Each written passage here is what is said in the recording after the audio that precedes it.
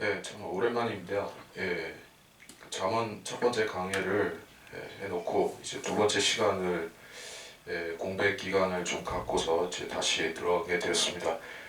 그 공백 기간에 대해서는 제가 좀 그렇게 할 수밖에 없는 사정이 있어서 했고 이제 다시 잠언 강의를 다시 들어가고자 하는데 이제 두 번째 시간 3장부터 보는 것으로 하겠습니다.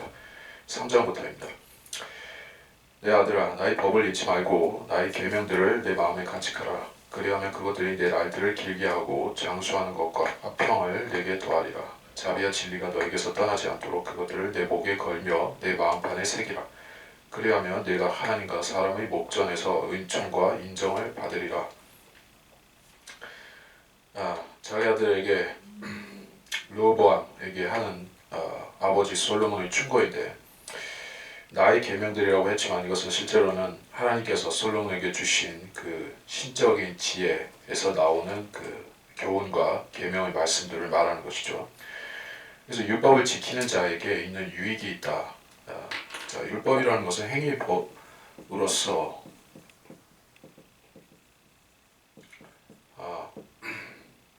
그러니까 인간이 복을 받을 수 있는 조건도 되는 것입니다. 여기서 복을 받는다는 것은 지상생애를 특히 강조하는 것이요. 그래서 율법을 지키는 사람들은 부자도 되고 왕으로서 명성도 떨치고 또 솔로몬과 같이 그렇게 부강한 군주가 되기도 했었습니다.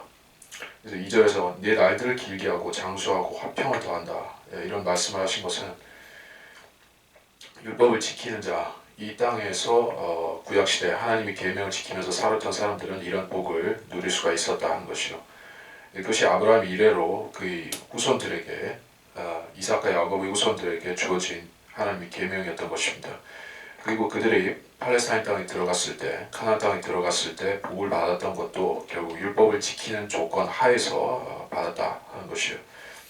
3절, 자비와 진리가 너에게서 떠나지 않도록 해라. 목에 걸고 마음판에 새겨라 라고 했습니다. 사람이 목을 곧게 한다 라고 할 때 이것은 반역한다는 표현의 다른 말이 될 수가 있겠죠. 하나님께 반역하는 사람들은 인간들에게 뿐만이 아니라 하나님께도 목을 곧게 하는 것이요. 그리고 그 완고한 마음은 그 외모에서도 드러나게 되어 있는 것입니다. 그래서 하나님께서는 하나님의 말씀, 계명을 마음판에 새기라고 요구를 하셨어요. 유대인들은 하나님께서 계명을 마음에 새기라고 하신 그 뜻을 모르고 오늘날의 유대교인들은 이마에다가 말씀 경고를 붙인다든지 집 문설주에 붙이라고 해서 그렇게 한다든지, 그래서 그들이 계명에 따라서 하지만 그것은 마음속에 율법이 없다고 할 때 전혀 효용 가치가 없는 것이라는 것입니다. 하나님께서 궁극적으로 이스라엘이 복을 받는 조건으로 계명을 주셨기 때문에 그들이 이 땅에서 영구히 복받는 민족으로서 살게 하시기 위해서 결국 유대인들의 마음속에 계명을 넣으실 것이에요. 그래서 그들은 마음의 할례, 영적 할례, 일종의 영적 할례인 마음의 할례를 받게 될 것이다.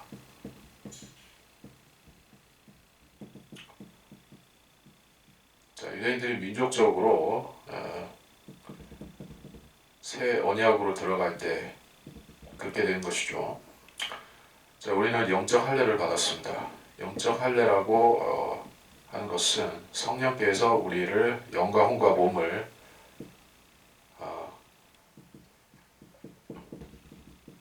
3등분 하시는 부분을 3등분 하시는 그 할례를 말하는 것이요.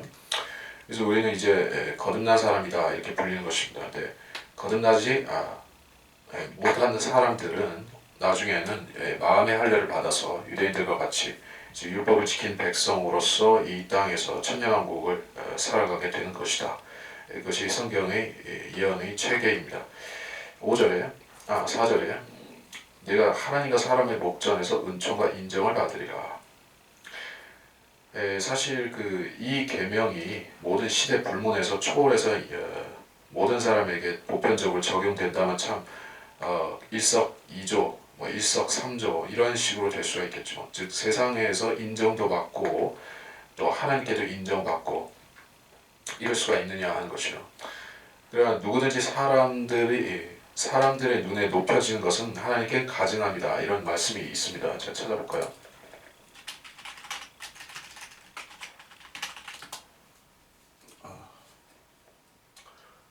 가증함 잠깐 이게 인터넷이 자꾸 지금 끊어져서 잠깐만 다시 보겠습니다.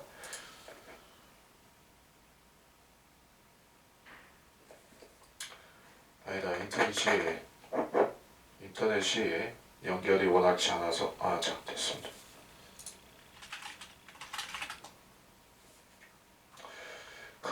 가증함이 어디 있는가?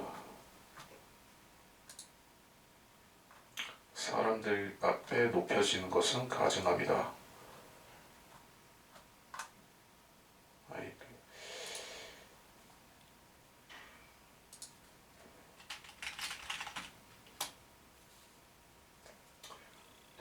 검색으로는 안 찾아지는데 하여간에 사람들의 눈에 높여지는 것, 하나님께 높여지는 것은 항상 같을 수는 없습니다. 그래서 선지자들이 핍박을 받았을 때 그들은 사람들의 눈에 심히 낮춰지기도 했었던 것이죠. 일례를 들자면 그런 선지자가 누가 있습니까? 대표적인 사람들의 눈에 심히 낮춰졌던 예레미야 같은 자가 있죠. 또 에스겔은 또 어땠었습니까? 하나님께서 시키셨을 때 그는 그 수치스러운 일도 했어야만 되는 것이요. 하나님께서 쇠똥으로 그러니까 처음에는 인분으로 빵을 구워 먹으라 했을 때 그만은 못하겠다 했더니 하나님께서 쇠똥 가지고 해라 이런 식으로 했었고, 그런데 여기서 하나님과 사람의 목전에서 인정받는다 하는 것은 말하자면 하나의 부분적인 진술이라 한 것이요. 성경에는 부분적인 진술, 부분적인 교리가 있습니다. 그러니까 즉 이것은 다시 말해서 조각 퍼즐식으로 맞춰지는 교리인데, 자, 구약에 이런 일부에 해당하는 교리가 있어요. 근데 신약에 또 다른 교리가 있어요.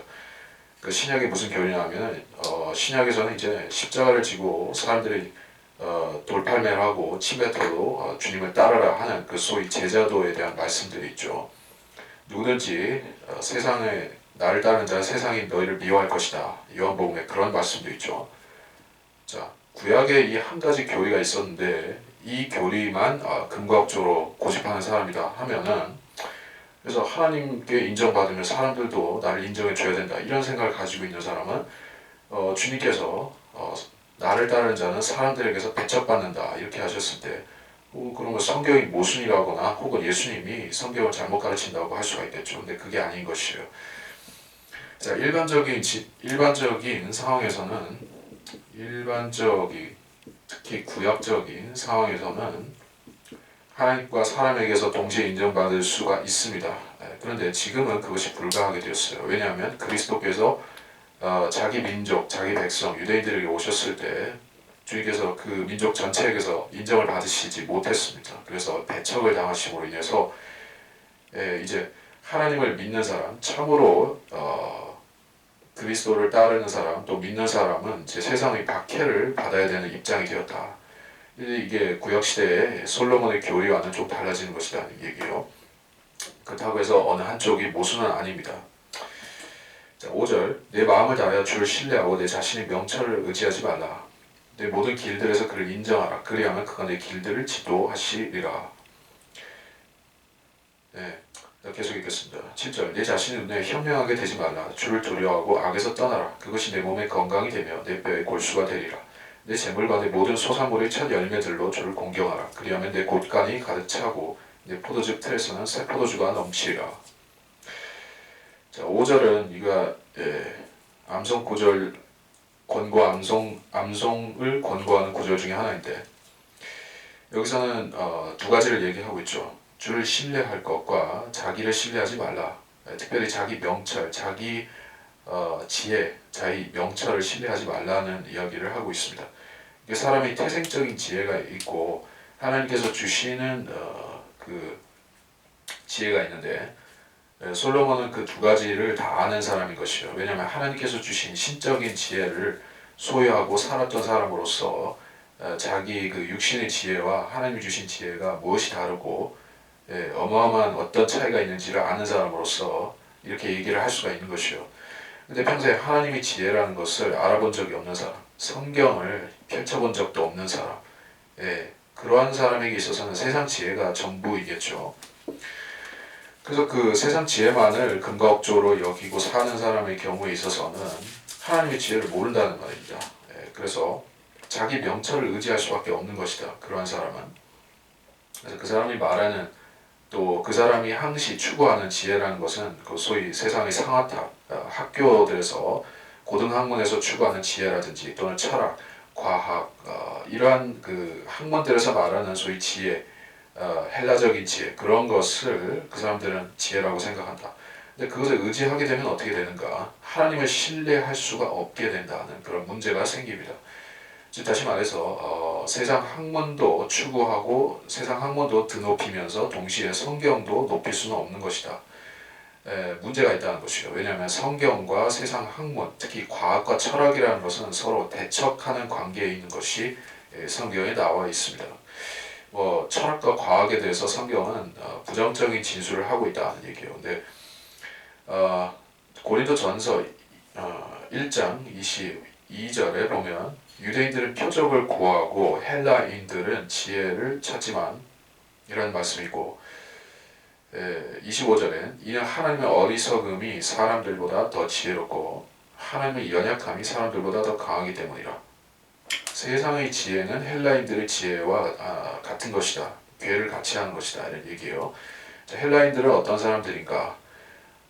사도 바울이 마르스 언덕에서 아테네 사람들에게 했던 설교가 있죠. 거기에서 그는 너희 아테네 사람들은 알지 못한 신에게 경배하는구나 하면서 참으로 미신적인 사람들이다. superstitious다. 미신적이다. 이렇게 얘기를 했습니다. religious가 아니라 superstitious. 미신적인 사람들이라고 했습니다. 철학의 인간의 명철은 철학인데 그렇죠. 일반적으로 말해서 사람들이 명철이다, 지혜다라고 할 때 그것은 하나의 철학을 이야기를 하는 것입니다. 철학, 그리스 철학, 그게 중점을 이루고 다른 기타 철학도 다 있지만은 그 철학에서 말하는 지혜라는 것은 하나님을 아는 지식과는 무관한 것입니다. 성경과 무관하다. 철학의 입장에서는 성경을 종교라고 부르는 것이요. 그리고 철학은 종교가 아니며 종교보다도 더 우월하다 이렇게 가르치는 것이 그들의 기본적인 사고방식입니다. 그래서 종교를 믿는 사람들은 철학의 단계로 올라오지 못한 약간 하등한 생각을 가지고 살아간다 이렇게 그들은 생각하는 것이요. 그래서 그 종교인이었다가 나중에 철학자로 탈바꿈 한 사람들이 더 있죠. 그러한 신학자들도 있고 또 대표적으로 한국에는 도올 김용옥이라든지 그러한 사람들을 같은 경우에 보면 물론 그 신앙의 뿌리 자체가 모호하고 뿌리가 없는 것으로 봐야겠지만은 어쨌든 형식적이나마 기독교인이고 교회 다니고 세례도 받고 그러던 사람들이 이제 종교를 벗어나서 철학을 하나의 우상으로 섬기고 살아가는 사람들을 보는 것이죠. 그 사람들의 명철은 썩은 명철이요. 그 사람들에게는 성경의 어떠한 예언적인 지식과 지혜도 나오지 않는 것이다. 그래서 철학을 배척한다면 우리에게 해답은 무엇이 있는가? 세상의 명철을 배척했다면 이제 하나님의 지혜를 추구해야 되는데 그것은 주를 신뢰하고 즉 성경을 하나님의 말씀으로 순수하게 믿는 믿음이 그 사람한테 있을 때 이제 그 사람이 이제 하나님의 말씀으로 지도를 받아서 이제 세상 길이 아닌 하나님의 길을 따라서 살아가게 되는 것이다. 그래서 이 6절에 네 모든 길들에서 인정하라. 그러면 네 길들을 지도하신다. 이렇게 말씀한 것이요. 7절 내 자신의 눈에 현명하게 되지 마라. 주를 두려워하고 악에서 떠나라. 라고 있습니다. 자신의 눈에 현명하게 되는 것은 이제 악으로 들어가는 것과 같습니다. 그리고 그것은 주를 두려워하지 않는 마음이 그 사람에게 들어온 것이요. 그러니까 자기가 현명하다고 생각하는 사람은 누구나 바보라는 것을 알아야 되는데 성경이 그것이 매우 중요한 교리 중에 하나인 것이요. 이 지구상에서 가장 현명했던 사람이 누구입니까? 성경에서 볼 때 그는 어떤 그 이론의 여지도 없이 그는 분명히 솔로몬인 것이요. 그만큼 지혜로운 사람은 역사적으로 실질적으로 존재한 적이 없습니다. 그런데 가장 지혜로웠던 그 솔로몬이 말년에 가서는 가장 어리석은 사람들의 한 부류가 되고 말았던 것이에요. 그래서 그 원인이 어디에 있는가? 솔로몬의 자전적인 고백에 따르면 자신의 눈에 현명하게 되고 만 것입니다. 이건 자기의 그 지혜에 스스로 취해버린 것이요. 마치 사탄이 하나님의 보좌를 덮는 그룹의 신분이었을 때 자기의 그 막중한 책무를 인식하지 못하고 자기가 하나님보다 더 높은 존재가 될 수 있다 하는 미망과 착각을 품은 나머지 반역을 도모했던 것과 같은 그러한 영적인 혼미와 반역의 상태로 들어간 것이 바로 솔로몬의 타락과 또 그 말년에 배교했던 원인이 거기에 있었던 것입니다. 그래서 그는 주를 두려워하는 마음에서 떠났고 또 악으로 들어가고 만 것이요.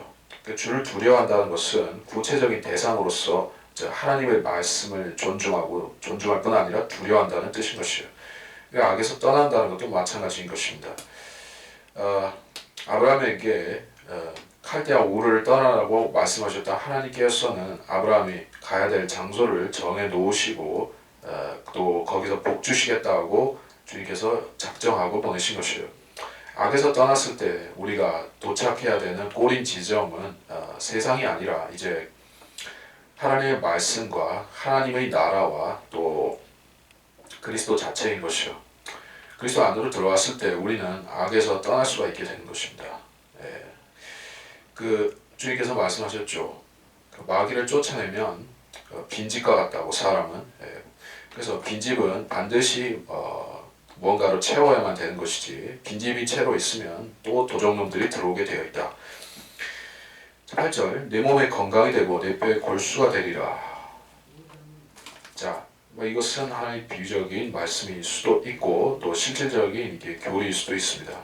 자, 하나님 말씀이 실제로 우리의 몸의 건강을 도모할 수 있는 그런 것이 되느냐. 하나님께서는 물론 이 지상에서 율법을 지키고 살았던 이스라엘 백성들을 육체적으로도 강건케 하시고 다산하고 번성하게 하는 축복을 주셨죠. 그러한 취지에서 우리가 이해할 수가 있고 사람도 마찬가지, 사람뿐만 아니라 짐승이나 육축이나 또는 뭐 기타 자연물이나 또는 땅 자체도 마찬가지인 것이죠. 그 위에 거하는 자들이 하나님의 계명을 거스르면 하나님께서 땅을 황폐케 만들어 버리시죠. 마치 지금 뭐 사우디아라비아나 뭐 또 북아프리카의 그런 모슬렘 나라들이 사막 초성이듯이 그렇게 만드실 수도 있고, 자, 그래서 하나님께서는 육신의 문제에 있어서는 반드시 그 하나님의 말씀으로 풍성케 되고 또 말씀으로 채워졌을 때 복을 받는 것을 이렇게 말씀하셨다. 9절 내 재물과 내 모든 소산물의 첫 열매들로 주를 공경하라. 첫 열매들로 공경하라 라고 했습니다. 인간의 가장 소중한 것을 하나님께 바칠 때 하나님께서 그 사람의 마음을 보고 축복해 주시겠다는 것인데, 자, 사역자들만이 이러한 의무를 가진 것이 아니라 모든 그리스도인들이 반드시 자기가 소유한 것과 자기 육체와 자기 자신이 지상의 생에서 노력해서 성취한 것들까지도 다 하나님께서 주신 것이라고 믿을 때 그것이 온전한 신뢰의 관계가 되는 것입니다. 10절에 내 곡간이 가득 차고 내 포도주 틀에서 포도주가 넘친다. 새 포도주가 넘친다 라고 했습니다. 자, 일반적인 이야기입니다. 그러니까 여러분이 하나님을 신뢰하고 하나님 말씀을 신뢰하면 억만장자가 될 수 있다. 백만장자, 천만장자가 될 수 있다. 그러한 교리를 가르치자는 취지가 아니라 여기서는 분명히 구약적인 복을 이야기하고 있는 것입니다. 자, 우리가 하늘에서 받고 또 하늘에서 즉 셋째 하늘과 또는 새 예루살렘에서 궁극적으로 그리스도인 우리가 누리게 될 복이 이런 것과 동일시되지는 않죠. 우리는 뭐 하늘에 가서 뭐 농사를 지을 것도 아니고 거기서 곡간을 채워가지고 뭐 배 터지게 먹고 뭐 그런 것도 아니죠. 우리 새 예루살렘에 살기 때문에 우리의 복은 또 다른 별도입니다. 근데 여기서 말씀하는 것은 이 땅에서 율법을 지키고 하나님의 계명을 지키고 또 하나님을 두려워하며 사는 유대인들의 생애가 이렇게 복을 받는 것이다. 그리고 또 천년왕국에서도 이렇게 복을 주실 것이다 하는 약속의 말씀으로 우리가 이해합니다. 11절 내 아들아 주의 징계를 멸시하지 말고 그의 나무라심을 싫어하지 말라. 이는 주께서 사랑하신 자를 꾸짖으시기를 마치 아버지가 기뻐하는 아들에게 하는 것 같이 하심이라. 그러니까 주의 징계는 필연적이다, 피할 수 없다, 불가결하다, 그러한 뜻으로 이게 말씀하고 있다고 보면 되는 것입니다. 그러니까 하나님의 징계는 죄를 지어서 오는 것도 있지만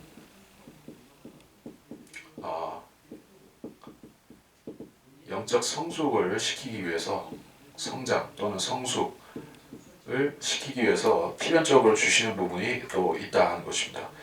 자, 생각해보면 그렇습니다. 사도 바울 같은 경우를 대표적인 신약 그리스도인의 모범적인 성도 중에 하나인 사도 바울이 왜 그렇게 많은 내외적인 고난을 겪었습니까? 심지어 육신도 온전치를 못해서 많은 고통을 받아야만 했었던 것을 볼 때 하나님께서 사도 바울의 죄를 치시기 위해서 그렇게 했다고 보기는 어렵죠. 자, 왜 그는 철저하게 회개하는 사람이었기 때문에. 그럼에도 그는 하나님께서 그 주신 그 가시가 떠나지 않는 것을 끝까지 이렇게 감수하고 살아야만 되었던 것을 볼 때 하나님의 징계라는 것이 물론 죄를 지어서 오는 것이 기본입니다만은 우리가 이해하기 힘든 범위에서 오는 그러한 징계도 있을 수 있다는 것이죠. 하나님께서 나를 왜 이렇게 못살게 하신가라고 사람이 이게 분한 마음을 품게 되면 그 징계가 정말 자기한테 악영향을 주게 되어 있는 것입니다.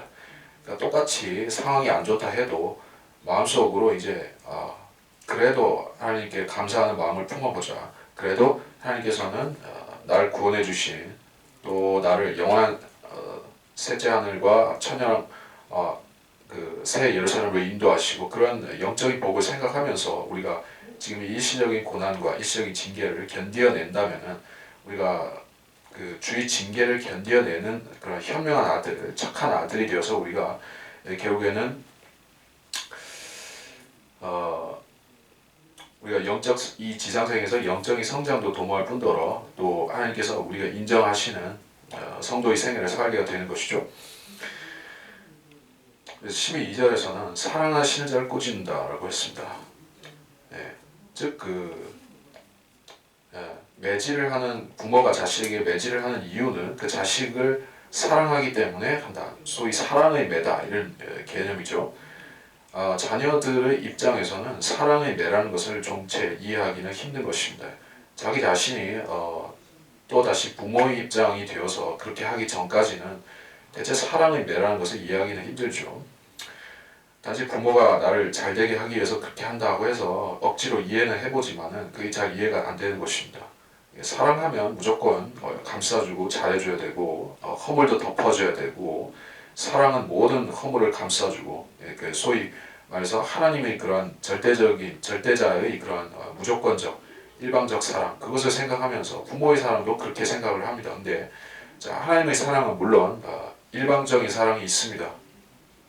우리 죄인이 하나님을 거부하고 싫어하고 미워한다 할지라도 하나님께서 세상을 이처럼 사랑하셔서 그의 독생자를 주셨다라고 할 때 그런 일방적으로 주시는 사랑이 있어요. 근데 상대적인 부분도 있습니다. 우리가 하나님의 사랑에 반응을 하는 경우 또는 반응하지 않고 완고하게 대처하는 경우 그 경우에 따라서 하나님의 사랑이 그 결과가 틀려지죠.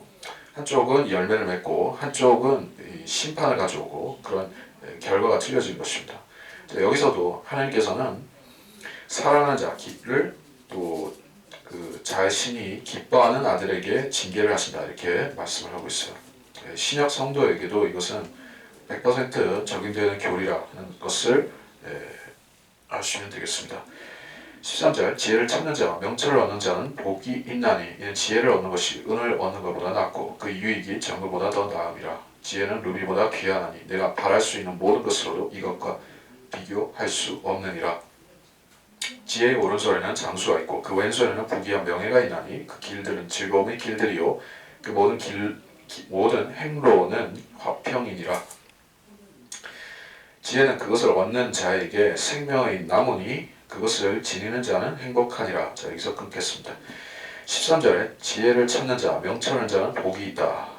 자, 14절에서는 지혜를 얻는 것은 은을 얻는 것보다 낫고 정금보다도 유익이 더 낫다. 실제 이 지상에서 천만, 백만 장자, 억만 장자 되는 것보다도 이 지혜로운 사람이 더 유익이 있다 하는 것인데 왜 그런 것이냐 하면은 돈이 많은 사람은 그 돈을 쓸 때까지는 이게 세상을 누릴 수가 있죠. 근데 지혜가 있는 사람은 어떤가 하면은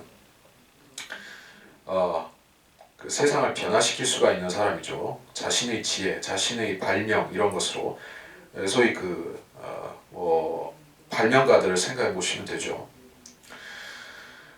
뭐 그리고 발명가, 최초로 발견한 사람, 또는 뭐 파스텔 같은 사람, 그런 능력을 새로운 것을 창조적인 에너지를 가지고 또 새로운 시대를 가져올 수 있는 사람, 과학자, 의학자 이런 사람들을 생각해 보면 되는 것이죠.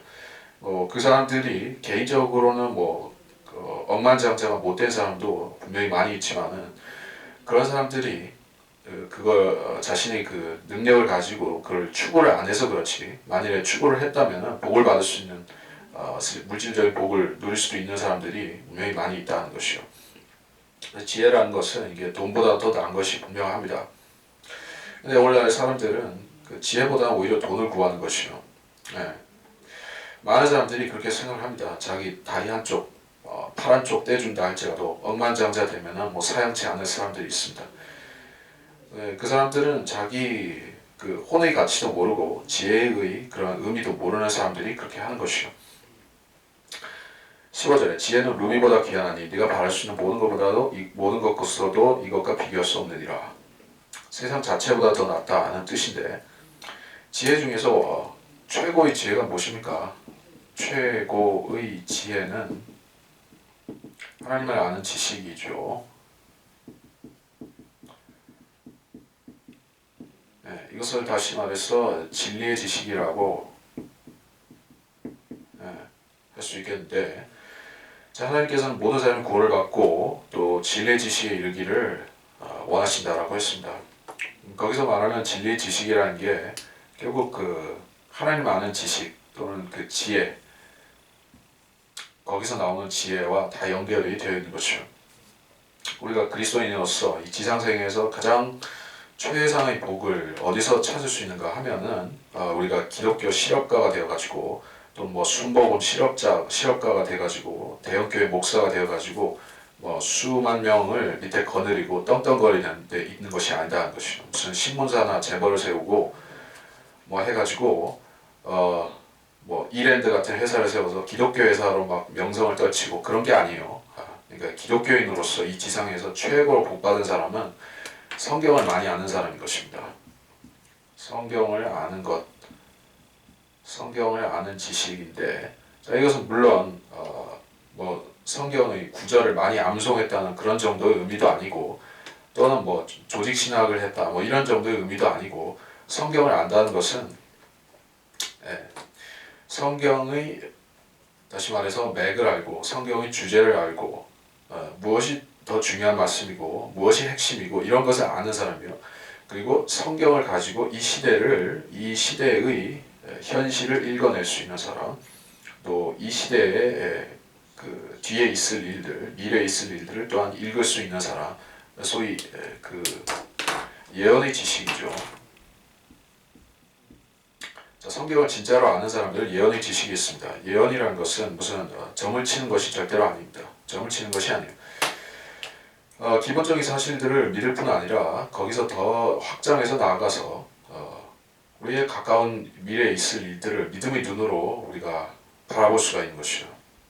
우리 가까이 닥쳐올 일들이 무엇이 있습니까? 대환란이라든가 또 그 전에 있을 그 휴거라든가 또 그리스도의 재림 이전에 있을 계시록의 여러 사건들이라든가 재림 자체, 여기에 대해서 우리가 예언적인 지식이 계속 성경을 공부해서 우리가 계속 공급받을 수가 있는 것이죠. 뭐 거기서 어떤 지식에서 딱 그치는 것이 아니라 우리가 지식이 계속 가지치기를 한다, 또 확장된다. 이런 지식이 바로 이게 하나님의 말씀을 아는 지식이 이게 끝이 없다는 것입니다. 자, 그래서 지혜를 하나 인격화시켜서 의인화법으로서 말씀하고 있어요.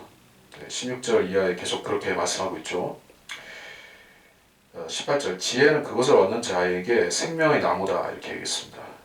생명나무는 실제로 존재하는 그 창세기도 그렇고 계시록에도 실제로 생명나무라는 것이 존재를 합니다. 그거는 무슨 비유적이고 상징적인 어떤 뭐 다른 존재가 아니라 실제 나무예요. 그 사람이 아니라 나무입니다. 근데 여기서는 그러한 그 에덴 동산의 그 나무를 말하는 것이 아니라 마치 그것과 같은 이라는 식으로 비유법으로 표현했다는 것이요. 비유적인 표현은 그 대상 자체를 그대로 알자로 적용하는 것이 아니라 거기에 함축된 몇 가지 의미를 사용하는 것이요. 생명의 나무는 무슨 역할을 하는 것입니까? 생명의 나무가 하는 구실, 역할, 인간에게 있어서 생명의 나무가 가지는 역할은 사람을 장수케 하는 것이죠. 다시 말해서 죽음을 보지 않게 하는 역할, 육체적으로 건강하고 행복하게 살게 해주는 그런 역할을 한 것이 생명의 나무다는 얘기예요. 뭐 생명의 나무가 다른 거 하는 게 뭐가 있습니까? 생명나무, 육체적으로 장수케 하는 역할을 한다. 예, 그렇습니다.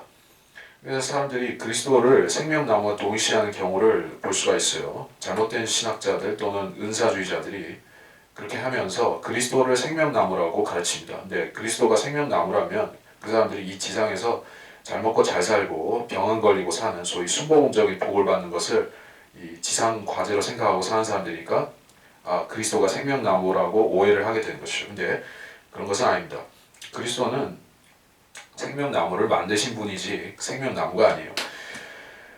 그리고 여기서 생명나무라는 단어를 차용한 이유는 지혜는 이 지상생에서도 인간에게 복을 주는 것이다 하는 것을 강조하기 때문에요. 오래 살게 하고 오래 살면서 복되게 살게 해준다. 지혜로운 사람들, 즉 그 구약시대의 기준으로 말해서 율법을 잘 지키는 사람들은 이 지상에서 복을 받고 장수한 것이요. 그것이 생명나무라고 표현을 한 것입니다. 이제 19절부터 주께서는 지혜로 땅에 기초를 두셨으며 명철한 하늘들을 세우셨고 그의 지식으로 깊은 것들이 쪼개졌으며 구름들이 이슬을 내리는도다. 내 아들아 건전한 지혜와 분별력을 지켜 그것들이 내 눈에서 떠나지 않게 하라. 그것들이 내 혼의 생명이 되며 내 목에 은혜가 되리니 그리하면 내가 내 길에서 안전하게 행하며 내 발이 걸려 넘어지지 아니할 것이요 내가 누울 때 두려워하지 아니하리니 정녕 내가 누울 것이요 내 잠은 달리로다. 너는 갑작스러운 두려움이나 악인의 멸망이 닥칠 때 두려워하지 말지니 이는 주께서 너희 신뢰가 되시어 내 발이 넘어지지 않게 지켜주실 것입니다. 19절에 지혜로 땅의 기초를 또 명철로 하늘을 세우셨다. 이거는 8장 23절, 27절에서 더 자세하게 좀 나오는 부분인데 이게 서두개옥으로 잠깐 나왔습니다. 8장 23절로 27절에 더 자세하고 본격적으로 나오는 대목인데 거기서 설명을 하면 될 것 같습니다. 일단 잠깐만 얘기를 하자면은 여기서 말씀하는 주께서 이렇게 하셨고 땅을 세우고 하늘을 세우시고 깊은 곳들을 이렇게 얘기를 하시는데 물론 이것은 주님의 창세기 1장의 창조 사역 자체를 분명히 말씀하고 있는 것입니다. 창조와 재창조 뭐 둘 다에 해당할 수가 있습니다. 그러나 특별히 여기서 하늘들을 세우셨다라고 할 때는 이것은 재창조를 더 치중해서 이야기를 하는 부분이죠. 그리고 20절에서 깊은 곳들이 쪼개졌다 하는 그 부분도 깊은 곳은 기본적으로는 성경에서 그 하늘의 그 물층을 말하는 것입니다. 그것이 쪼개졌고 윗물과 아랫물로 나뉘었다 뭐 그런 것이겠죠. 그러니까 하나님의 창조 사역을 그리스도의 창조 사역을 분명히 여기서 말씀을 하고 있는 것이다. 21절 내 아들아 건전한 지혜와 분별력을 지켜서 떠나지 않게 하라. 그러니까 사람이 눈을 지켜서 진리로부터 돌이키지 않고 불의로 돌이키지 않는 것은 그 사람의 생애를 화평으로 인도하는 것이다 하는 것이요. 사람이 귀도 지켜야 되고 입도 지켜야 되고 눈도 지켜야 되고 지킬 것이 많습니다. 근데 기본적으로 사람의 구조가 그렇게 돼 있어요. 여자 같은 경우에는 귀에 대해서 집중적인 게 악의 공격이 가해진다면은 남자 같은 경우에는 눈으로 집중적인 공격이 가해지죠. 이게 사람의 구조가 남녀가 그렇게 조금 다른 부분이 있습니다. 그 기본적으로는 복음을 들음에 있어서는 한 가지죠. 이게 사람이 귀로 복음을 듣는 그것이 이 구원으로 가는 그러한 길목인 것이요. 그러나 남자도 여자도 마찬가지입니다. 그래서 여기서 눈을 지키라. 22절 그들이 내 혼의 생명이 되고 내 목에 은혜가 되리니 이것도 또 동어 반복을 하고 있습니다. 생명의 나무와 같은 취지죠.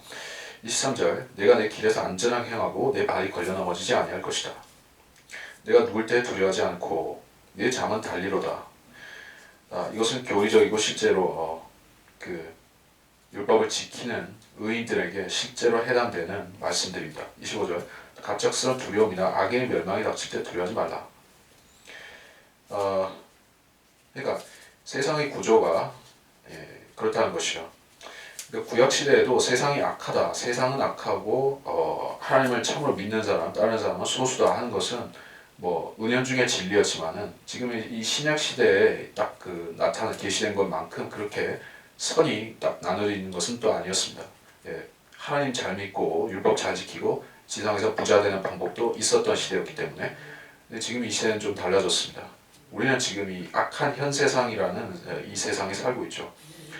이 현 세상은 그리스도를 대적하는 세상입니다. 자, 그래서 이 현 세상에서 우리가 안전하게 살기 위해서는 우리 자신이 개인적인 경건을 지켜야 될 뿐만 아니라 또 그럼에도 우리가 여러 가지 재난과 고난과 또 사고와 또 박해를 당할 수 있기 때문에 우리가 기도해서 우리가 헤쳐나가야만 되는 부분이 있는 것이요. 그래서 25절에 갑작스러운 두려움, 악인의 멸망을 이야기를 했습니다. 갑작스러운 두려움이라고 했을 때 갑작스러운 멸망에 대해서 얘기한 부분은 분명히 이 교회 시대의 끝에 있을 사건을 우리가 연상하게 되죠. 즉 이제 휴거가 가까이 왔고 그 사건이 일어나면서 갑작스러운 멸망이 시작될 것이요. 거기에 들어간 사람들이 이제 365일 계속 두려워해야 돼. 24시간 두려움에 빠질 것이요. 이 시대 그리스도인들은 그리스도 안에서 구원의 보장을 통해서 평안을 누리고 살아가지만 그때가 되면 이제 더 이상 그 어떤 보장, 하늘의 보장이든 땅의 보장이든 보장이 없는 시대를 살아가야만 되는 불쌍한 인간들이 되는 것이다. 그렇게 하지 말라고 한 것은 우리가 속한 부분이 그리스도께 속한 우리의 신분이 우리에게는 그러한 두려움과 상관이 없다는 것을 분명히 알려주신 것이요. 그래서 주를 신뢰하는 사람은 이제 자기 발이 넘어진 것을 염려치 않는다.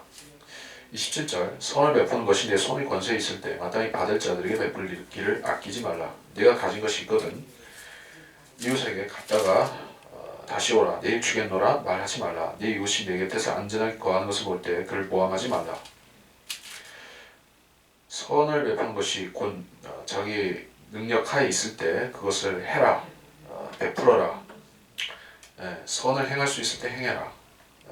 그러한 권고의 말씀인데 마땅히 받을 자들에게 베풀기를 아끼지 말라. 물론 율법에서도 가난한 사람들, 불쌍한 사람들, 외롭게 된 사람들, 고아나 과부나 타국인들 이런 사람들을 잘 해주라는 그런 조항들이 있죠. 자, 그것이 뿌리가 되는 것이요. 그래서 그 계명대로 행하는 사람들은 구약시대에 복을 받았고 또 그리스도께서 오셨을 때에도 선한 사마리아인 같은 그러한 심정을 가진 사람들은 주님을 기꺼이 믿었고 지금 이 시대에도 마찬가지로 선한 사마리아인 또는 이웃에 대한 애틋한 마음이 있는 사람들이 그리스도를 거절할 이유가 없는 것이죠. 사실 물론 어떤 사람들은 자기 의를 굳이 드러내기 위해서 자기 의를 막 행하고 선을 행하고 이타적인 것을 하면서 오히려 또 그리스도를 대적하는 사람도 없지 않아 있습니다. 그러나 이웃을 섬기는 사람, 이웃을 사랑하는 사람이 하나님을 사랑하지 않는다는 것은 참으로 이상한 일인 것입니다.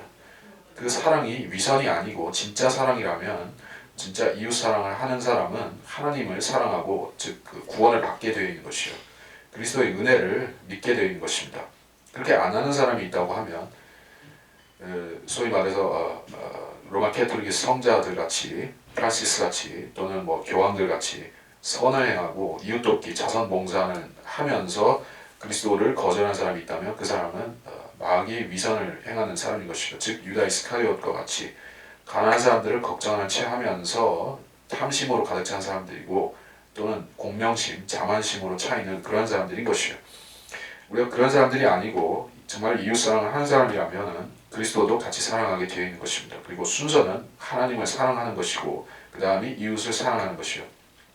근데 여기서는 분명히 그 하나님을 사랑하고 거기서 끝나는 것이 아니라 이웃 사랑을 동시에 강조를 하고 있습니다.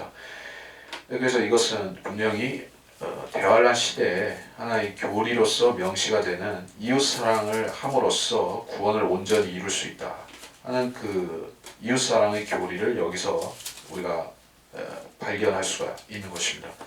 이웃 사랑을 통해서 구원을 받는다는 것은 지금의 교회 시대에는 전혀 그렇게 해당이 안 되는 얘기입니다.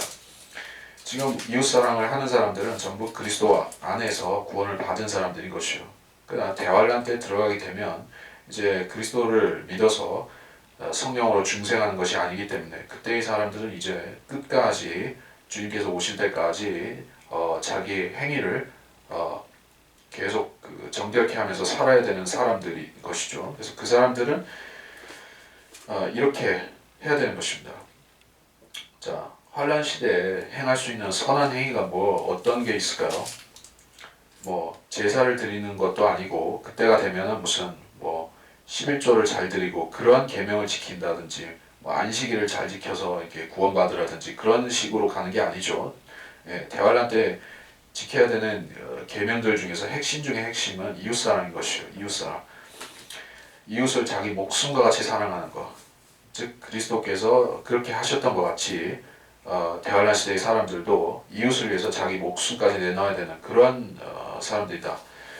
그 정신을 가지고 이제 실천을 하고 실천을 통해서 이제 구원을 이루는 것이다. 그래서 요한일서 3장 17절에 보면 이렇습니다.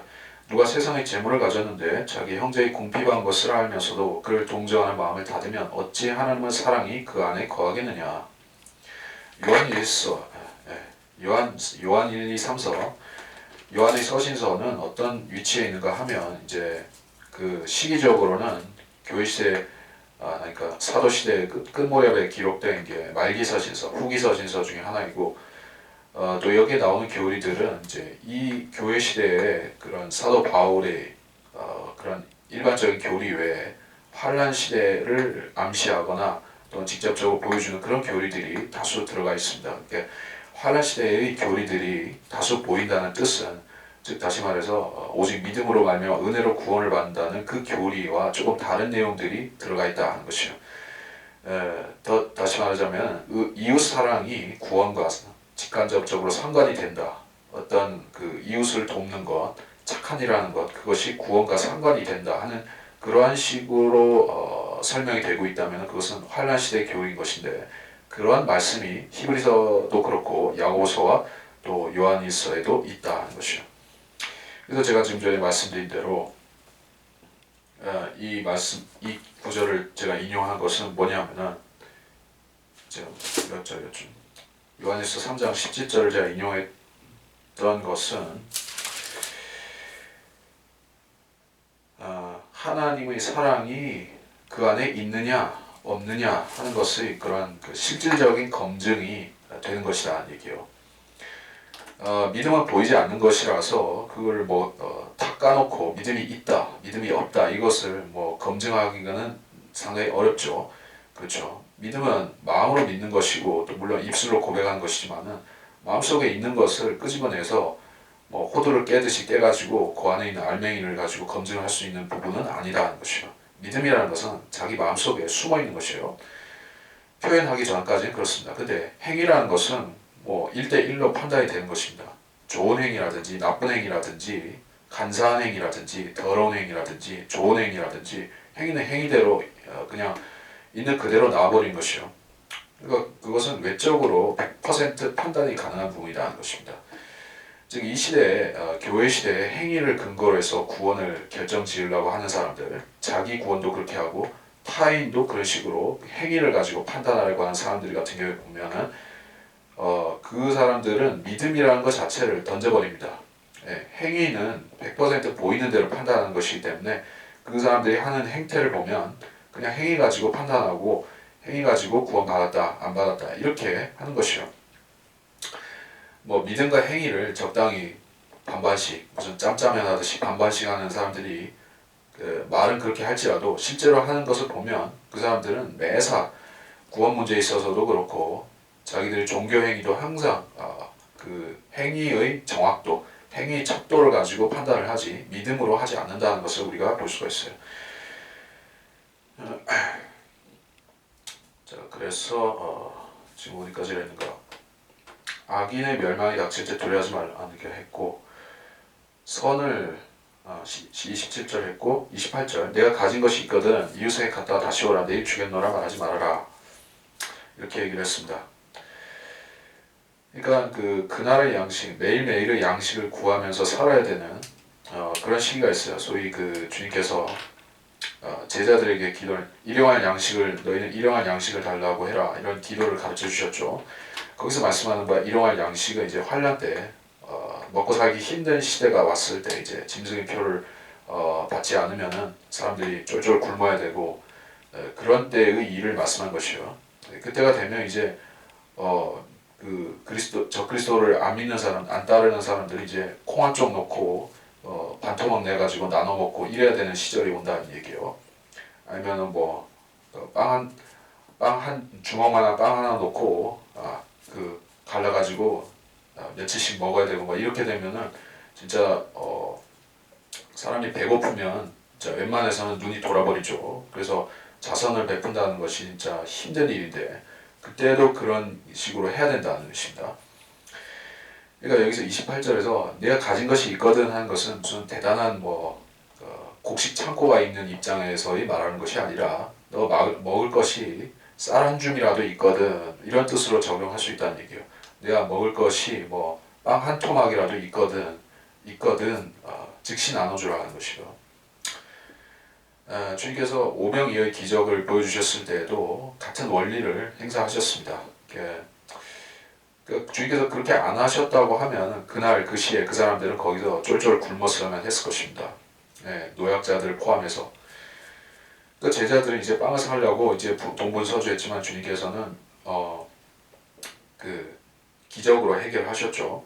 하나님께서도 인간이 해결할 수 없는 그런 부분이 대화할 때 분명히 올 텐데, 그러면 주님께서 그때 기적을 베푸실 것이요. 그래서 광야에서 그들에게 만나를 주신다든지, 또 엘리야에게 베풀어 주셨던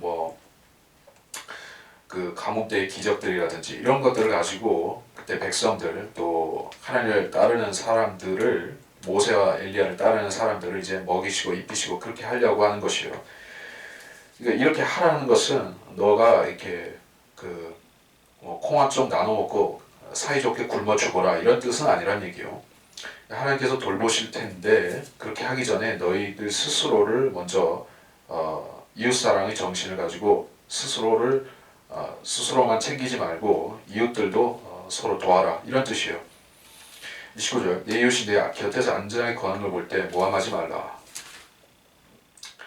이것은 따로 설명할 필요가 없겠죠. 30절 사람이 너를 해치지 아니했으면 까닭없이 그와 다투지 말라. 너는 압제자를 시기하지 말며 그의 길에서 아무것도 취하지 말라. 이는 마음이 비뚤어진 자는 주께 가증하나 주의 은밀하심은 의로운 자와 함께 있음이라. 30절 사람이 너를 해치지 않았으면 까닭없이 다투지 말아라. 이게 무슨 말입니까?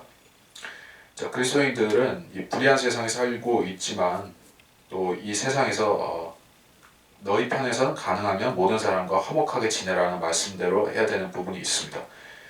그러니까 그리스도인들은 두 가지를, 그리스도인들의 자세, 세상을 사는 자세,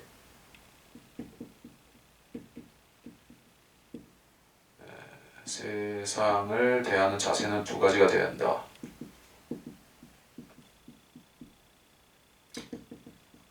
복음 전파할 때, 또 세상을 일반적으로 살아갈 때, 복음 전파할 때는 사자처럼 돼야 되는 것이요. 그리고 일반적으로 살아갈 때는 우리는 양처럼 돼야 되는 것입니다. 세상 법도 양처럼 잘 지켜야 되고, 세상의 잘못된 관습, 풍습 그런 것은 아니라 할지라도, 제사나 이런 것은 아니라 할지라도 세상 법령, 세상 도덕, 삼강오륜, 장유유서 이런 것은 기본적으로 우리가 거부할 필요가 없다는 얘기예요. 그러나 복음 전파를 함에 있어서는 우리가 세상의 수능적인 자세로 하면 큰일 나는 것입니다. 복음 전파는 사자처럼 해야 되는 것이에요. 자, 불독처럼 이렇게 달려들어야 되는 것입니다. 왜 오늘날 지금 이 라오디케 시대에 그 1대1의 복음 전파를 하는 사람들이 거리에서 하는 사람들이 적어진 것인가? 이 사람들이 이제 투쟁 정신을 잃어버렸어요. 복음 전파를 이제 사자처럼 하는 게 아니라 이제 무슨 양처럼 하는 것도 아니고 뭐라 해야 되나 여우처럼 눈치만 보다가 도망가는 식인 것이요. 이제 복음 전파는 담대하지 않으면 아예 할 수도 없지만은 담대한 사람들이 이 세상의 비난과 또 조롱과 박해를 무릅쓰고 해야 되는 것이기 때문에 당연히 터프해질 수밖에 없는 것이다. 복음 전파에 있어서는 뭐 거리 설교든 선교든 구령이든 그 어떤 분야에 있어서든 성경이 우리에게 요구하는 것은 터프가 아니라는 것이요. 우선 그 중성적인 게이 같은 그런 식으로 또는 그 순복음의 그러한 그 세상 축복에 양념 버무려진 그런 식의 메시지를 가지고는 복음을 전할 수가 없어요. 자, 30절에서 그러니까 이유 없이 싸우고 덤벼들 필요는 없다는 것이요. 자, 우리가 복음 전파를 하고 세상 사람들한테 뭐 강한 충격을 주고 도전을 주고 그럴 수 있지만은 막 그 우리가 멱살 잡고 싸우려는 입장은 아니죠.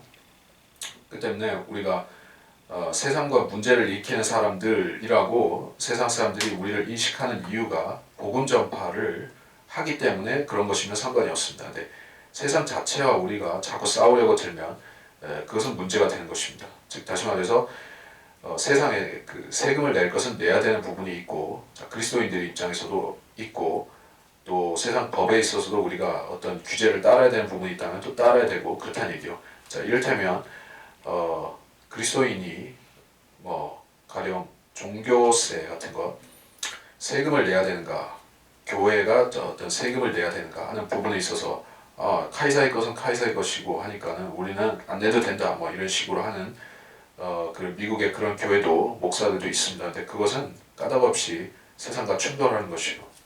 세상과 충돌할 필요가 없는 부분을 억지로 고집을 부리다가 세상과 분쟁을 일으키는 것이죠. 그렇게 하게 되면 복음이 막혀지게 되는 것입니다. 그럼 하면 안 되고 우리 편에서는 세상과 화목할 수 있는 것은 화목한 채로 넘어가면 됩니다. 31절 너는 압제자를 시기하지 말며 그의 길에서 아무것도 취하지 말라. 이는 마음이 비뚤어지지 않은 주께 가증하나 주의 은밀하심은 의로운 자와 함께 있습니다. 압제자를 시기하지 말라라고 있습니다. 압제자는 물론 적그리스도를 필두로 해서 독재자들 또는 군사 쿠데타를 일으키는 사람들 또는 뭐 공산주의 독재자들 이런 자들도 있고 그런 자들을 우리가 어디까지 받아들여야 되는가? 물론 우리가 독재자들 세상의 악인들을 우리가 적극적으로 포용할 필요는 없습니다. 잘못된 것은 잘못된 것으로 우리가 지적할 수도 있어요. 근데 그 사람들이 누리는 세상적인 권세가 있죠. 세상적인 명예가 있죠. 세상 사람들이 그들을 추종하고 심지어 이렇게 애호하죠. 덜어는 이제 죽은 악인들에 대해서까지도 그것이 끊어지질 않죠. 네, 이를테면 뭐 모택동이라든가 뭐 지금도 죽은 히틀러를 계속 그 정신적으로 따르는 자들도 있고, 자, 그런 사람들에 대해서 생각해 보면 그리스도와 비교해 본다면은 우리가 시기심을 안 품을 수가 있을 것이요. 자, 그리스도는 이제 십자가 사건이 있은 지 이제 2000년이 이제 됐는데 그럼에도 이 세상에 예수 그리스도를 사랑하고 두려워하고 따르는 사람들이 있는 반면에 지금도 멸시하고 모함하고 조롱하고 비난하고 비판하는 사람들도 있다는 얘기예요. 그러니까 그 고작해가 그리스도와 비교도 되지 않고 자기 한 치세를 누리면서 이 세상에서 누릴 거 다 누리고 지옥으로 간 그런 악인들이 우리가 최후를 아는 이상에 그들이 받는 이 세상으로부터 받는 그런 뭐 명예라든지 또 부귀 같은 것에 대해서 우리가 신경 쓸 이유가 없겠다는 것이에요. 시기할 이유가 없다. 그의 길에서 아무것도 취하지 말라라고 했습니다. 우리가 세상과 교회를 연합해서는 안 된다 하는 것이요. 32절 마음이 비뚤어진 자는 주께 가증하다. 주의 은밀하심은 의로운 자와 함께 있음이라 라고 했습니다. 그러니까 주님께서 하나님께서 사람의 중심을 보신다고 하는 것은 사람이 하나님께서 자신의 호흡 즉 영을 불어넣으셔서 살아있는 혼으로 리빙 소울 살아있는 혼으로서 인간을 창조하셨다는 그 내력 때문에 그런 것이죠. 사람의 중심은 어디까지나 그 혼에 있는 것입니다. 그리고 혼에 그 혼을 움직이는 그런 그 엔진실과 같은 것이 사람의 마음인 것이요.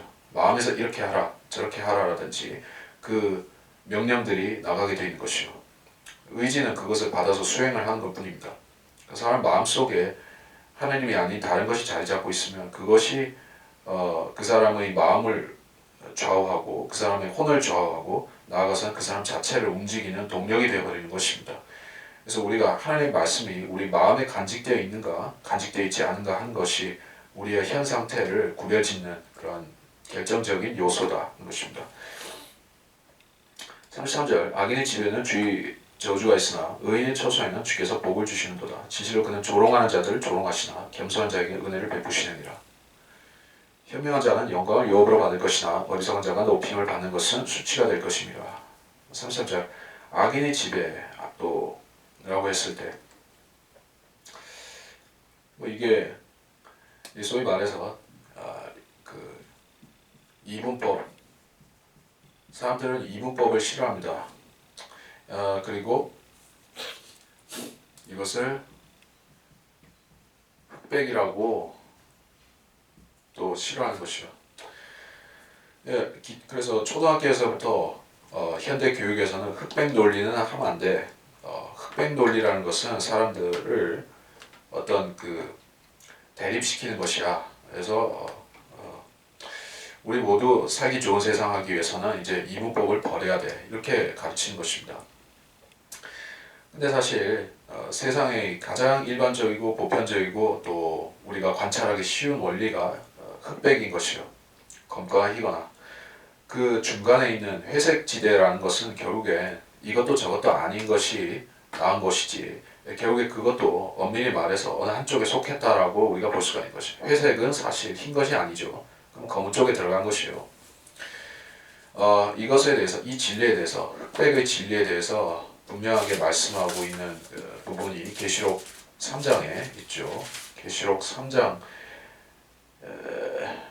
15절 내가 내 행위를 아노니 내가 차지도 아니하고 덮지도 아니하도다. 난 내가 차든지 덮든지 하기를 원하노라.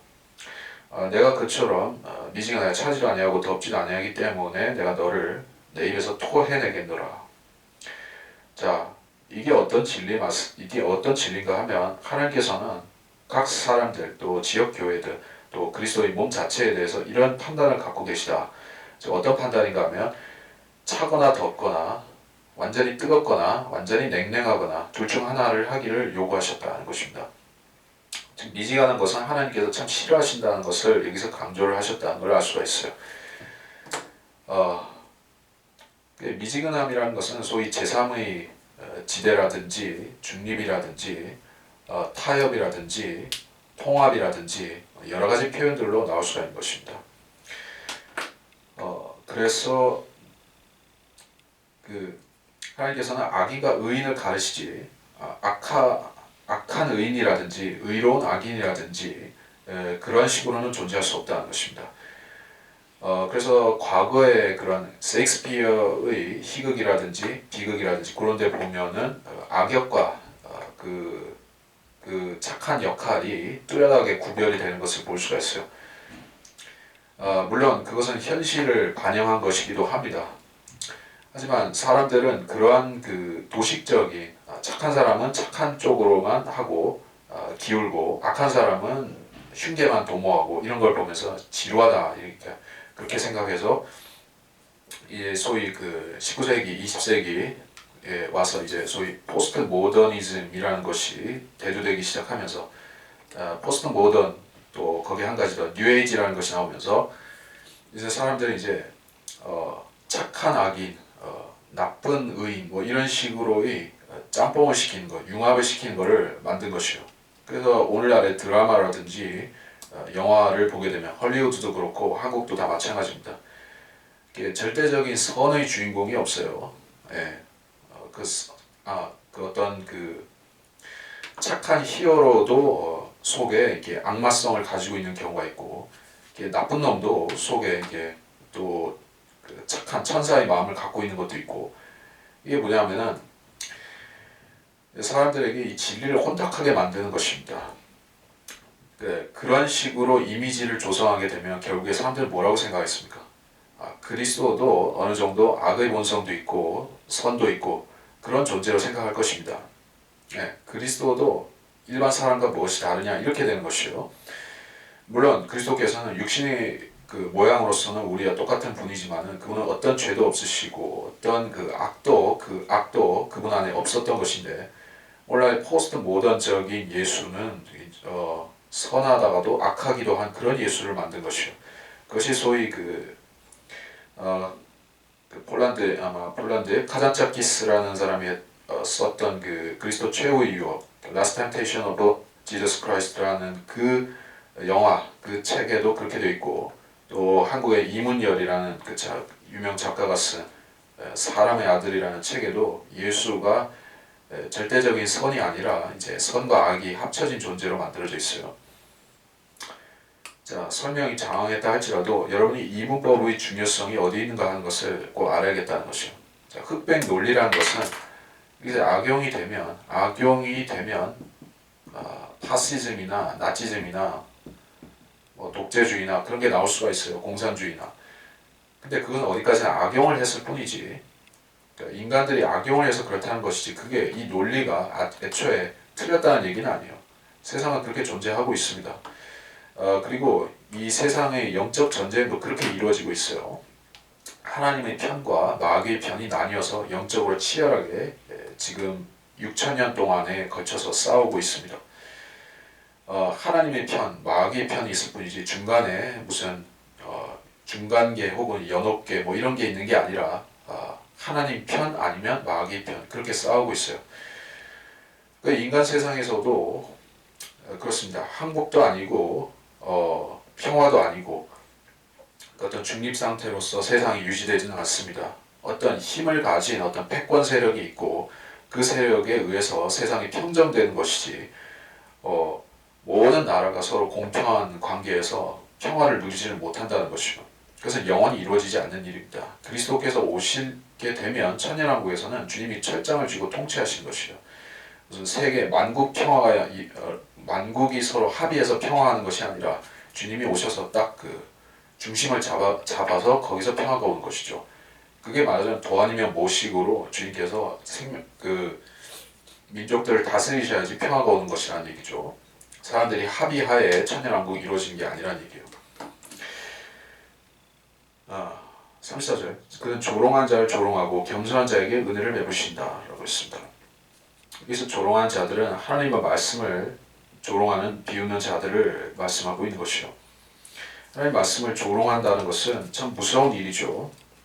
그래서 비록 자신이 하나님과 상관없다고 생각하는 사람이라 할지라도 고의적으로 현저하게 고의적으로 사람들 앞에서 하나님 말씀을 모독하는 그런 사람은 잘 없습니다. 진짜 양심에 엄청난 화인을 맞고 악독이 가득한 사람들, 소위 안티 기독교 같은 그런 사람들은 그래 할 수가 있는지 몰라요. 또는 자기가 대놓고 무신론자라고 표방하고 다니는 사람, 즉 저 김어준이나 아니면은 리차드 도킨스 같은 그러한 자들은 마음속에 악독이 가득하니까 그런 얘기를 하지만, 대부분의 사람들은 성경에 뭔가 무시무시한 것이나 두려운 것이 있을 거라, 또 엄청난 것이 있을 거라고 생각하고 조심하는 편입니다. 근데 하나님 말씀을 대놓고 조롱하는 사람들 같은 경우에는 우리가 알아야 될 것이, 그 사람들에 대해서는 하나님께서 특별한 심판을 보증하고 약속해 놓으셨다는 것을 우리가 알아야 되는 것이요. 그들이 받게 될 심판은 일반적인 악인들의 심판이 아닙니다. 그들은 훨씬 뜨거운 지옥으로 들어가게 될 것이요.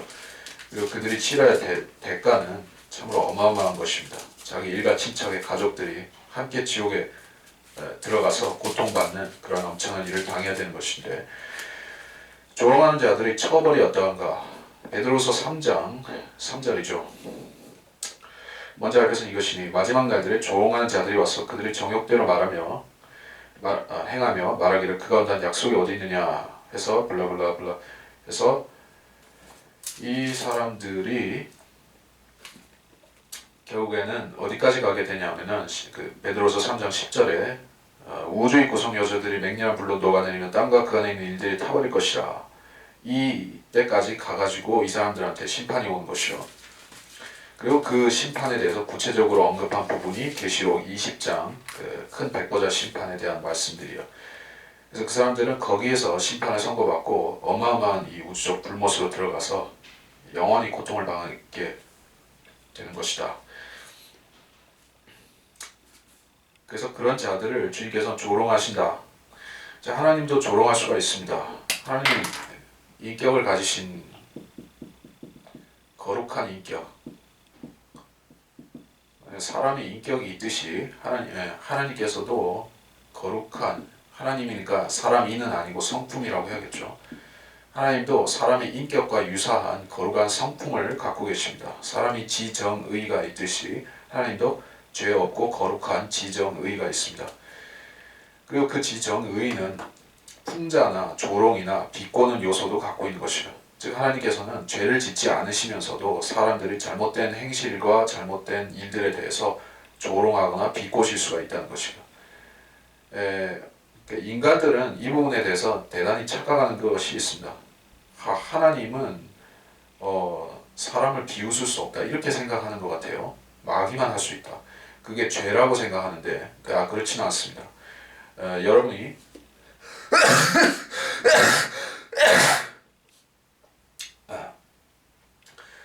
여러분이 죄를 짓지 않으면서도 풍자하거나 비꼴 수가 있어요. 복음 전하면서도 비꼴 수도 있습니다.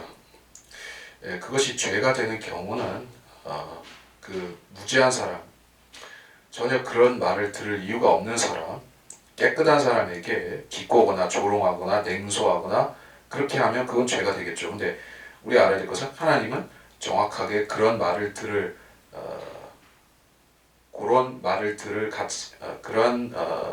정확하게 해당되는 그 사람들에게 그렇게 말씀하시는 것이요. 이를테면 주님께서 가장 냉소적으로 예수님께서 비꼬신 대상은 누구였습니까? 바리새인들이었습니다. 바리새인들은 그 말을 그런 식의 비꼬는 말씀을 들을 값어치가 있는 사람들이죠. 그 사람들은 주님이 온건하고 간절하고 또 정상적으로 얘기를 하면 안 듣는 사람들이기 때문에 그 사람들한테 뭔가 조금이라도 충격을 주거나 좀 마음속에 뭔가 변화가 일어나게끔 이렇게 쇼크를 주려면은 주님께서 그렇게라도 말씀을 하셔야 됐다는 것이라는 얘기입니다. 또 하나님께서는 그 바리새인들에게 그 말씀을 하시면서 지금 이 교회 시대에 다른 악인들, 위선적인 악인들, 위선적인 종교적인 악인들, 로마 캐토릭이라든지 또는 그 제도교회에 속한 그런 위선적인 악인들에게도 똑같이 대하라고 우리한테 교훈을 주신 것이요.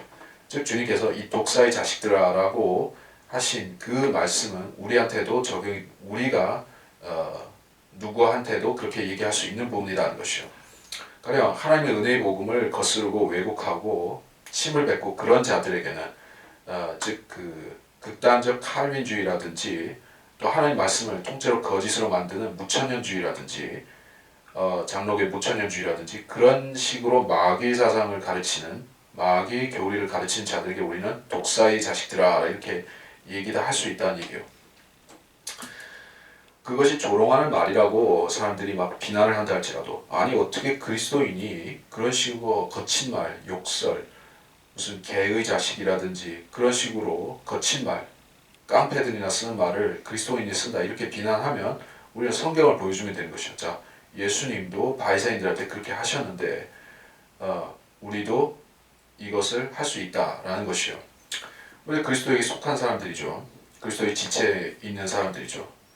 그리고 우리는 세상 사람들에 대해서도 마찬가지로 솜사탕 같은 무슨 말만 해야 되는 것이 아니라 독한 말도 때로는 해야 된다는 게요. 그게 조롱이라 할지라도 사람들이 이제 아프게 두들겨 맞으면 좀 깨우침을 얻는 부분이 또 있다는 것이요. 착하게만 얘기해서는 안 듣는 사람들이 안 듣는, 좋은 말로 해서는 또 안 듣는 사람들이 있다는 얘기입니다. 35절, 현명한 자는 영광을 유업으로 받고 어리석은 자가 높임을 받는 건 수치가 된다. 이건 따로 설명할 것은 없습니다. 그래서 유업이라는 그 부분에 대해서는 신약과 구약이 좀 다르다는 것을 여러분이 알아야 되겠습니다. 각자의 유업이 정해져 있습니다. 우리가 천년왕국에서 받게 될 10골, 5골의 유업이 있고, 새 예루살렘에서 받게 될 많은 저택들에 사는 그 유업이 있고, 또 면류관이라는 유업이 있어요. 또 팔레스타인 땅이라는 유업이 있어요. 이거는 주이시들한테 해당되는 아브라함의 자손들의 유업이 있고, 또 생명나무라는 것도 하나의 유업입니다. 그게 뭐냐면은 이제 육신을 가지고 천년왕국 그리고 나아가서는 영원 시대에 들어가서 살게 되는 그런 다수의 민족들의 경우에 있어서는 그 사람들의 유업은 뭐냐면 땅 자체도 유업이겠지만은 그들이 이제 영원한 생명을 보장받을 수 있는 그 유일한 수단, 즉 그 생명나무가 바로 그들의 유업이 된다는 것이요. 그래서 사람마다 시대마다 각 대상마다 적용되는 유업들이 틀립니다. 우리가 추구해야 되는 우선적인 유업은 면류관들이죠. 5개의 면류관. 그리고 두 번째로는 10골, 5골, 고울들이 있고, 자, 그것은 우리의 행실과 관련이 있는 유업들입니다. 그래서 현명한 자는 혼을 이겨오는 자라는 말씀도 있죠. 우리는 구령을 통해서 우리의 유업을 쌓는 것이요. 또 믿지 않는 사람들에게 복음이 전해질 때 우리 입술을 통해서 우리의 손길을 통해서 복음이 전해질 때 우리 유업이 쌓여지는 것입니다. 우리가 그 일을 하는 것 자체는 세상 사람들로부터는 그리스도의 지혜는 어리석은 것이다 라는 그러한 식의 비난을 받지만은 우리한테 있어서는 그게 가장 현명한 그 재산 축적법이죠. 이 지상에서 아무리 재산을 복리로 불리고 주식으로 불리고 해도 결국에는 솔로몬의 발끝의 때만큼도 못 가는 것과 대비해 보면 영원한 세상에서 영원한 시대에서 우리가 영원한 유업을 소유한다는 것은 우리가 지금 행하는 작은 행위들, 그 복음을 정말로 몸이 귀찮고 하기 싫고 그런데도 용기 내서 떨쳐 일어나서 복음 전하고 그럴 때 우리한테 유업이 쌓여지는 것이다. 우리가 그렇게 인식을 해야만 되겠습니다. 그래서 이번 3장 강의 여기서 마치도록 하겠습니다.